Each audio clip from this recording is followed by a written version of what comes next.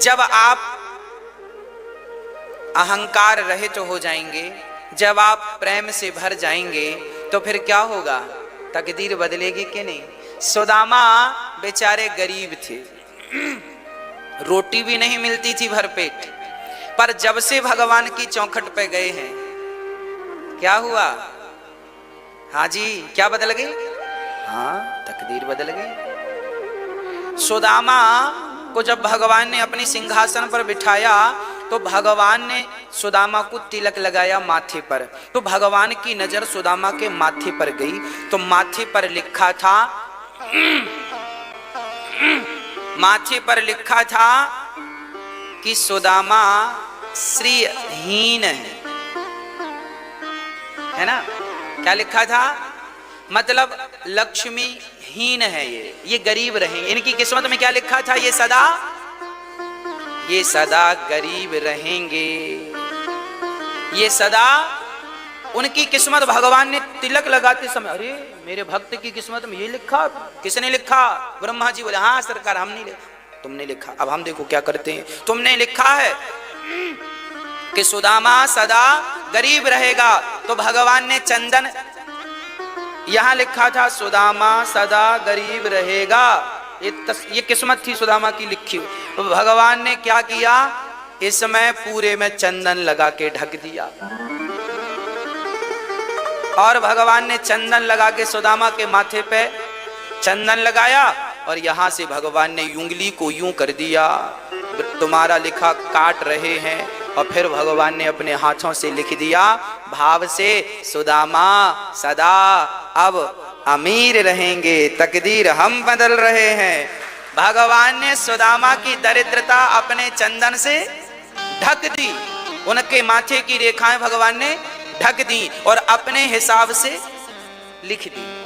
हाँ जी, तो भागवत ऐसी हैं, भगवान ऐसी हैं। मेरे माथे पर लिखा है कि मैं गरीब रहूंगा, पर मेरे बिहारी जी चाहेंगे तो मेरे माथे की रेखाओं को बदलने की ताकत रखते हैं ना, वो सब बदल देंगे। मूकम करोति वाचालम पंगुम लंघयते गिरिम यत् कृपा तमहम वंदे परमानंदम माधवम। मूक हो ही वाचाल पंगु चढ़हि गिरिवर गहन, जासु कृपा सु दयाल द्रवहु सकल कलि मल दहन। क्या कहते हो? ये भगवान है। ये जो तुम्हारे सामने बैठे हैं ना, हमारे श्याम सुंदर, इनको हल्के में मत लेना। ताके कहे तकदीर बदल जाता है। तुम्हारे माथे की रेखाओं में कुछ गड़बड़ लिख दिया होगा, ब्रह्मा जी ने धोखे से, ठाकुर जी ठीक कर देंगे। अरे मार्कंडे जी की आयु 4 साल की थी। मार्कंडे जी की आयु कितनी थी? 4 साल। उनके पिता बड़े ज्योतिषी थे। उनको पता लग गया मेरे छोरे की आयु 4 साल है। बड़े रोए, हे भगवान मेरे बेटे की आयु 4 साल है। 4 साल गुरुओं से पूछा, गुरु जी आयु कैसे बढ़े, आयु कैसे बढ़े, आयु कैसे बढ़े? बोले भगवान ने तो लिख दिया, अब कैसे बढ़े? नहीं नहीं नहीं, कुछ तो उपाय होगा, कुछ तो उपाय होगा। क्या उपाय है? बोले इस बच्चे को सबके चरणों में डाला करो, सबको प्रणाम करेगा। प्रणाम करने से आयु क्या होती है? हाँ जी, आयु विद्या यशो बलम अभिवादनशीलस्य। हाँ, क्या क्या बढ़ता है? आयुर विद्या, आयु विद्या यशो और बलम, बल। हाँ जी, वही वाला बल जिस बल के आध्यात्म बल, भक्ति ज्ञान का बल।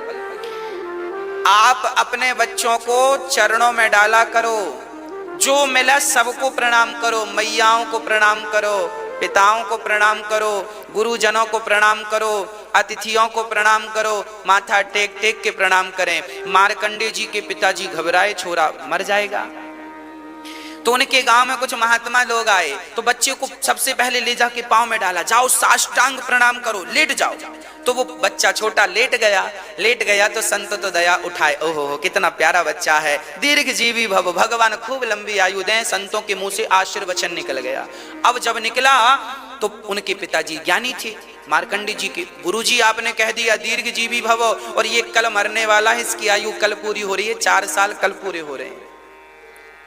अब साधुओं ने कहा राम राम राम, अब तो दे दिया सो दे दिया, तीर कमान से बात जवान से गई सो गई, अब थोड़ी वापस आएगी।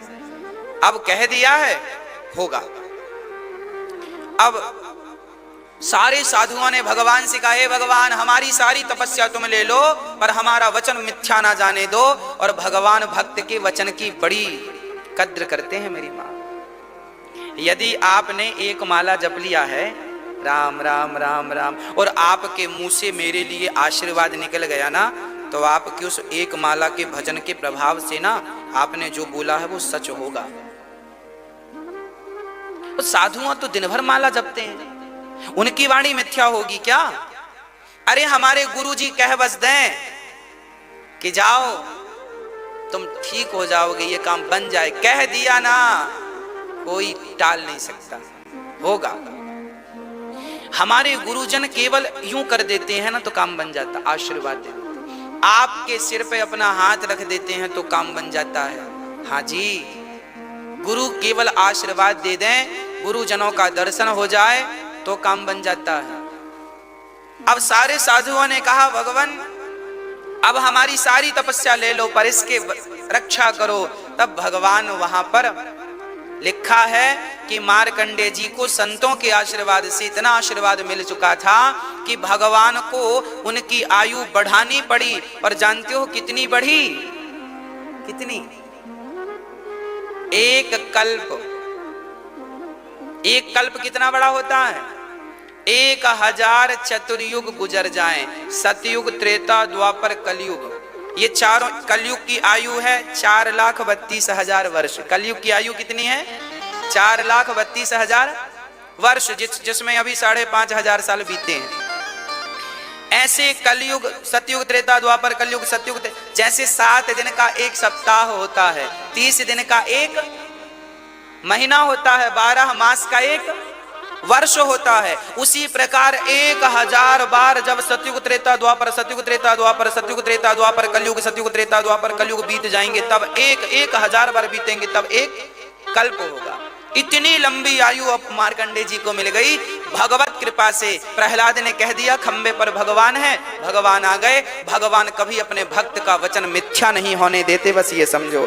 ताके कहे तकदीर बदल जाता है। मार्कंडेय की तकदीर बदली, सुदामा की तकदीर बदली, नरसिंह मेहता की तकदीर बदली। मीराबाई को कौन जानता था जब उसका जन्म हुआ, लेकिन भगवत भक्ति से तकदीर ऐसी बदली कि आज तक हम लोग, आप लोग याद करते हैं। क्या है ये? तकदीर बदलना। इसलिए भागवत सब कुछ देने वाले हैं, धर्म, अर्थ, काम, मोक्ष। तो बात समझ में आई? हमने 4 चाबियां आपको दे दी हैं, सही समय पे लगा के अपना अपना ताला खोल के तिजोरी से निकाल लेना जितना जरूरत पड़े। आप लोग लोहे की चाबी लटकाए घूमती हो वजनदार, अपनी चाबी में तो वजन भी नहीं है। आपकी चाबी का तो डर है कहीं ले ना जाए। कौन? हाँ? हाँ, ले ना जाए। पर ये चाबी ऐसी है कोई चुरा ही नहीं सकता।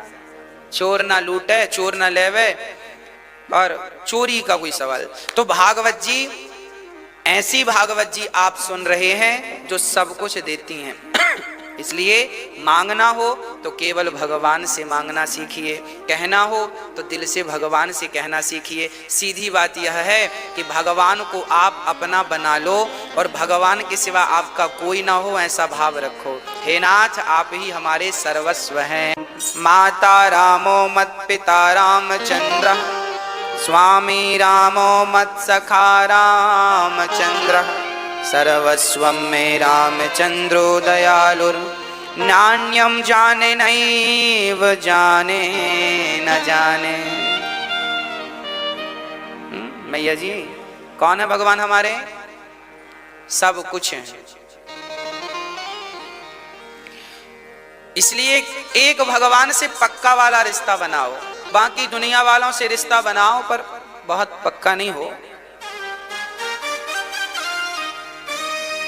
मरने के पहले संसार वालों के बंधन को खोलना भी तो पड़ेगा भाई। गांठ कस के लगा लोगे तो खुलेगी कैसे? इसलिए भगवान से पक्की वाली गांठ लगाइएगा, खुले न, और संसार वालों को कच्ची गांठ में बांधिएगा। पर आप उल्टा करते हैं, भगवान तो कच्ची में बंधे और संसार वाले बड़ा 4-4 गांठ लगी, 1 2 3 4। सच्चिदानंद रूपाय विश्वोत्पत्त्यादिहेतवे तापत्रय विनाशाय श्रीकृष्णाय वयं नुमः। सतचित आनंद। भगवान कैसे हैं मेरी माँ? मैया जी, ओ मेरी माँ, ध्यान लगा के सुनिएगा। भगवान कैसे हैं? सत चित आनंद, ईश्वर सत्य है। इसलिए भगवान को ही हम प्रणाम करें, क्योंकि वही प्रणाम करने योग्य, वही सत्य है। ब्रह्म सत्यम जगन मिथ्या, ईश्वर सत्य है, परमात्मा सत्य है, जगत मिथ्या है। अब आप कहेंगे महाराज जी संसार दिख रहा है, आप कैसे मिथ्या कह रहे हैं? भाई जो चीज दिख रही हो उसे मिथ्या कैसे कहा जा सकता है? हाँ, वैसे ही मिथ्या है जैसे आपने रात में कभी देखा हो, एक बार क्या हुआ, घर के सामने रस्सी पड़ी थी, हमारी आंखों में दिखाई पड़ा सांप थी रस्सी, पर हमें क्या लगा? अब हमने वो चिल्लाया, सुनो सुनो भैया वो सांप है। आए लाठी लेके लोग, कहां सांप? वो सांप। ध्यान से देखा, लालटेन के प्रकाश से, लालटेन जानते हैं, देखा प्रकाश, अरे सांप नहीं है, रस्सी, उठा लिया। अरे राम राम, डर गए फालतू में। थी वो रस्सी, पर दिख रही थी कैसे? हाँ, जैसे वो थी रस्सी पर दिख रही थी सांप, उसी प्रकार ये जगत है परमात्मा का रूप, पर दिख रहा है संसार जैसा। ये संसार कुछ नहीं, जैसे सांप नहीं है, केवल रस्सी है, उसी प्रकार परमात्मा का ही ये स्वरूप है संसार, पर अज्ञानवश, चूंकि अंधकार था ना, अंधकार के कारण ही क्या लगा? यदि प्रकाश होता तो दिख जाता कि ये सांप नहीं है, ये तो रस्सी है। रज्जौ यथा हेर भ्रमः, जैसे रज्जू में, रज्जू मीन्स रस्सी, जैसे रज्जू में सर्प सांप की अनुभूति होती है, दिखता है नहीं, दिख रहा है कब? क्योंकि अंधकार है। अच्छा, प्रकाश है तो नहीं दिखेगा।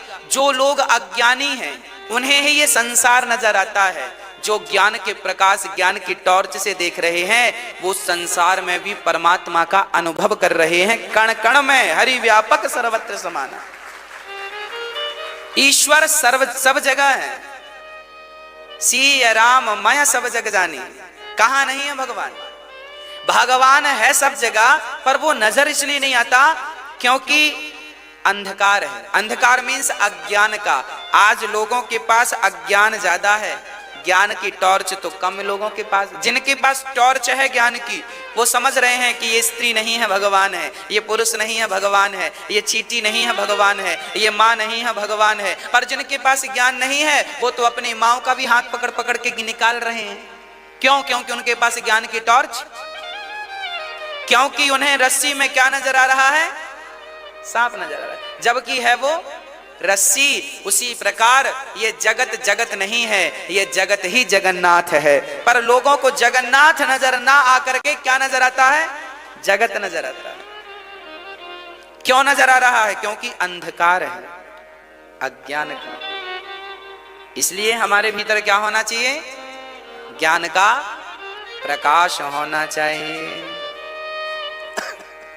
सूर्य कोटि समप्रभा, सूर्य का प्रकाश, करोड़ों सूर्य का प्रकाश सूत जी में था। आह, ज्ञान का प्रकाश को कह रहे हैं ना, सूर्य कोटि समप्रभा।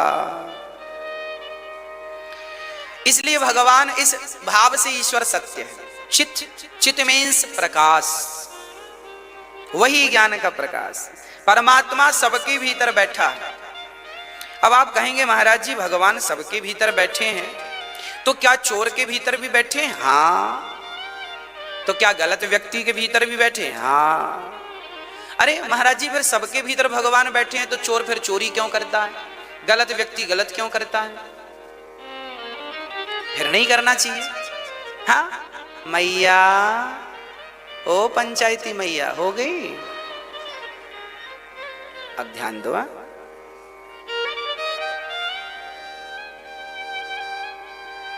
सबके भीतर भगवान बैठा है। अब देखो ना, सबके भीतर भगवान बैठे हैं, फिर भी आप पंचायत करने लग जाते हैं, फिर भी पंचायत। जिनसे पंचायत कर रहे हैं उनके भीतर भी भगवान बैठा, और जो पंचायत कर रही है, कर रहा, उनके भीतर भी। तो दूसरे वाले भगवान ने कह दिया, एक इस वाले भगवान से पंचायत करो। सबके भीतर भगवान बैठे हैं। अच्छा, आप इस बात को मानते हैं कि नहीं कि भगवान सबके भीतर हैं? हैं? ईश्वर सबके भीतर है। हाँ, सबके भीतर। फिर कोई गलत क्यों करता है? अरे भाई एक बात बताओ, परमात्मा सबके भीतर है, इसका अर्थ ये बिल्कुल नहीं है कि कोई गलत नहीं करे। भाई सही और गलत परमात्मा की मर्जी से नहीं होता, आप अपने विचारों से स्वतंत्र हैं। ईश्वर ने आत्मा तो भगवान का स्वरूप है, पर बुद्धि तो तुम्हारी ही है, निर्णय तो आपका ही है, मन तो आपका ही है। चलो एक बात बताओ, ये बिजली का पॉइंट है, आप मैया राम राम। अच्छा बैठो बैठो, बैठ जाना। तो बिजली का पॉइंट जो है, उस बिजली के पॉइंट में आप हीटर का प्लग लगाओगे तो कमरा कैसा हो जाएगा? कैसा होगा? और एसी का प्लग लगा दोगे तो ठंडा। अब मुझे बताओ कि जो आपके बिजली का पॉइंट है बोर्ड में, जो आपने प्लग लगाया, ये बताओ बिजली ठंडी है कि गर्म है? बिजली कैसी है? गर्म की ठंडी? यदि गर्म है तो फिर एसी ने ठंडा क्यों कर दिया? यदि बिजली गर्म है तो फिर कमरा ठंडा कैसे है? बताओ। तो आप कहेंगे बिजली ठंडी है, तो बिजली ठंडी है तो फिर हीटर ने कमरा गर्म क्यों कर दिया? इसका अर्थ यह है, बिजली ना तो ठंडी होती है ना तो गर्म, उसे जैसी संगत मिलती है। हीटर की संगत मिली तो हीटर को गर्म कर दिया, एसी की संगत मिली। बिजली का काम है चलाना, चलने की पद्धति कैसी है ये तो सिस्टम में फिट है। हीटर में फिट है कि वो गर्म होगा, एसी में सिस्टम लगा है कि वो। बिजली केवल पावर देगी। बिजली का काम क्या है? केवल पावर देना। पावर बिजली देती है, पर क्रिया जो है वो करता है ना, जो यंत्र लगा है, हीटर का यंत्र हीटर का काम हीटर करेगा, एसी का काम एसी, कूलर का काम कूलर, ठीक, वॉशिंग मशीन का काम वॉशिंग मशीन करेगी। सब बिजली से चलती है। उसी प्रकार जैसे आपका मोबाइल भी बिजली से चलता है, चार्ज करना पड़ता है, उससे बात होती है, चलता सब बिजली से ही। चार्ज ना करो तो क्या कर लेगा मोबाइल? जैसे हजारों उपकरण मोबाइल इत्यादि बिजली से चलने वाले हैं, बिजली सबको पावर दे रही है, उसी प्रकार आत्मा जो है, परमात्मा जो है, वो सबको क्या दे रहा है? पावर दे रहा है। पावर आपके पास है। अब आपको उस पावर से कमरे को ठंडा करना है या गर्म करना है, वो आप अपने विचार से प्लग लगाइए कि एसी का प्लग लगाना है कि हीटर का लगाना है। वो आप अपने विचार से, अपने विवेक, यहाँ पे जो खोपड़ी में ईश्वर ने कुछ दिया है ना, इससे समझ के करना है, यहां से विवेक से, है ना।